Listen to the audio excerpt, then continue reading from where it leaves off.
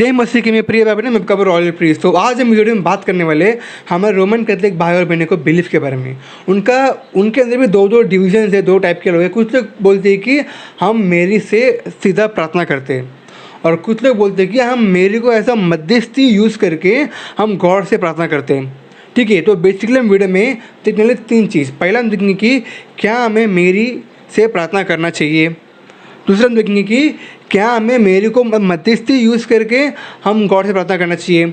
और तीसरा हम देखेंगे कि ये तो कॉमनली बोलते हैं कि हम मेरी को आदर करते, हम वी रिस्पेक्ट मेरी, इसके लिए हम मेरी के लिए एक स्टैचू रखे, उनके पैर को छू के प्रणाम करते हैं। तो वीडियो में हम एक चीज़ों को हम देखने वाले, तो वीडियो का लास्ट तक देखते रहिए। अगर आप यहाँ पे नए तो चैनल को जरूर सब्सक्राइब कर लीजिए। तो चलिए शुरू करते हैं।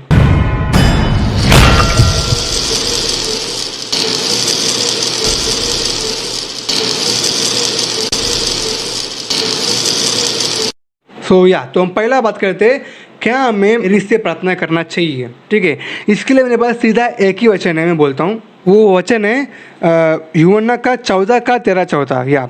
तो वचन बोलता है कि जो कुछ तुम मेरे नाम से मांगोगे वही मैं करूँगा, कि पुत्र के द्वारा पिता की महिमा हो। यदि तुम मुझसे मेरे नाम से कुछ मांगोगे तो मैं उसे करूँगा। मतलब यहाँ पे यीशु मसीह सिखाता है कि हमें कैसा प्रार्थना करना चाहिए। तो यीशु मसीह बेसिकली बोलता है कि हमें परमेश्वर से प्रार्थना करना है यीशु मसीह के नाम से। सिंपल, मतलब यहाँ पे मेरी काबे भी बीच में, एक्चुअली बाइबल में एक भी वचन नहीं है कि जो बोलता है कि हमें मेरी से प्रार्थना करना चाहिए। तो ठीक है, मतलब इसे बोलता है, इसमें बात करने को कुछ है ही, मतलब कुछ भी नहीं इसे बात करने के लिए, मतलब कुछ बेस है ही नहीं इसमें कुछ भी एक भी वचन नहीं है कि जिसमें बोलते हैं कि मेरे से प्रार्थना करना चाहिए। तो ठीक है, इसमें कुछ है ही नहीं बात करने के लिए। बाइबल स्टार्ट से लेके एंड तक बोलता है कि तुम परमेश्वर पर विश्वास करो, तुम परमेश्वर से प्रार्थना करो, पूरा वही बोलता है। मेरे से प्रार्थना करने के लिए एक भी जगह पे नहीं लिखा गया है। ठीक है, तो ये होगी पहली बात। ठीक है, हम आते हैं अभी दूसरी बात में। दूसरी बात में क्या बोला था, कुछ लोग बोलते हैं कि हम मेरी को एज अ मध्यस्थी यूज़ करके हम गॉड से प्रार्थना करते हैं। ठीक है, उसकी हम बात करने वाले हैं।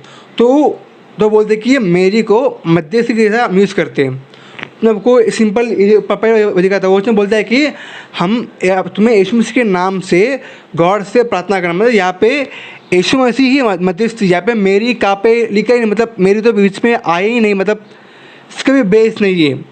सिंपल बोलता है कि यहाँ पे यीशु मसीह मध्यस्थी है, मेरी मध्यस्थी नहीं है। लेकिन फिर भी इसके लिए और वचन है, आपको दिखाता हूँ।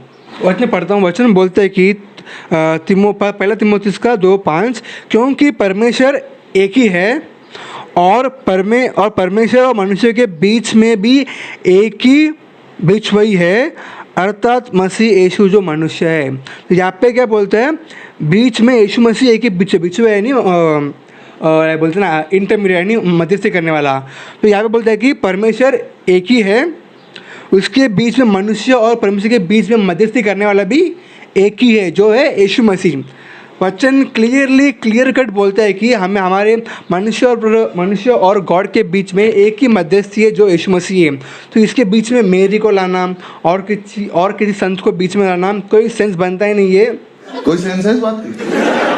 क्योंकि मतलब सीधा एंड कट बोलता है, एक ही गॉड है और गॉड और मनुष्य के बीच में एक ही मध्यस्थी, एक ही इंटरमीडिएटर है, जो नाम है यीशु मसीह। यीशु मसीह ही एक ही मध्यस्थी है। तो दोनों मेरी से प्रार्थना करना भी बिब्लिकल नहीं है, ना ही मेरी को मध्यस्थी जैसा यूज़ करके गॉड से प्रार्थना करना वो भी बिब्लिकल नहीं है। तो बेसिकली तो दोनों बिब्लिकल है ही नहीं। अभी आते हैं थर्ड पार्ट में, जो बोलते हैं हम मेरी से हम रिस्पेक्ट करते हैं।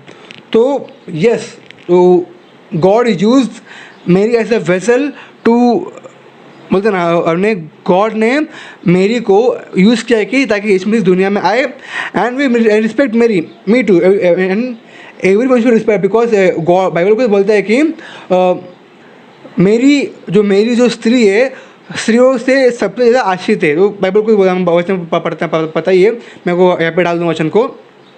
बाइबल को बोलता है कि स्त्रियों में सबसे ज़्यादा आश्रित कौन है, मेरी है। लेकिन जस्ट बिकॉज स्त्रियों में सबसे आश्रित, दैट डजंट मीन आप उनके लिए स्टैचू बनाएंगे। ठीक है, देखो स्टैचू बनाने आई थिंक ठीक है, ओके, क्योंकि बाइबल तो इसको बोलता है कि अपना ये नाम यूहन्ना देना, उसको बोलता है कि इसमें से बोलता है कि अब तक दुनिया में यूहन्ना जैसा कोई भी बड़ा आदमी पैदा नहीं हुआ करके यीशु मसीह खुद अपने मुँह से बोलता है वचन में, वो वचन मैं आपको डाल दूंगा। तो इसका मतलब ये नहीं कि हम जॉन के लिए भी एक पुतला बनाएंगे। तो ये भी क्योंकि हमें पता है कि अभी भी और हमारे गांधी जी है, तो ऐसे बहुत से हम जो लोग हम रिस्पेक्ट करते हैं उनके लिए वो लाइक स्टैचू बनाते हैं।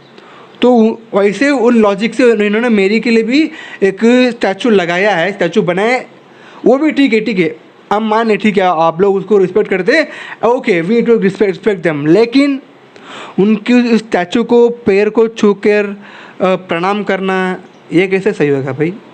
हम गधे, मतलब दैट्स नॉट बिब्लिकल राइट। मतलब बोलते ना, देखो अभी हम माँ बाप के पैर में गिरते वी रिस्पेक्ट, इवन बाइबल में देखते हैं कि जब बोलते ना जो ओल्ड जो लोग हैं, जो बूढ़े व्यक्ति जो उनके जो एल्डर लोग हैं वो लोग उनको मतलब ब्लेस करते हैं। तो ऐसा हम मम्मी पापा के एल्डर के लोग के हम पैर गिरते हैं, उनसे लाइक वी गेट ब्लेसिंग्स, ठीक है, वी दे ब्लेस अस।